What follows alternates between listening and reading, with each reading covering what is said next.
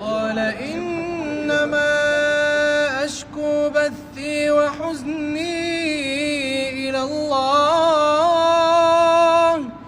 قال إنما أشكو بثي وحزني إلى الله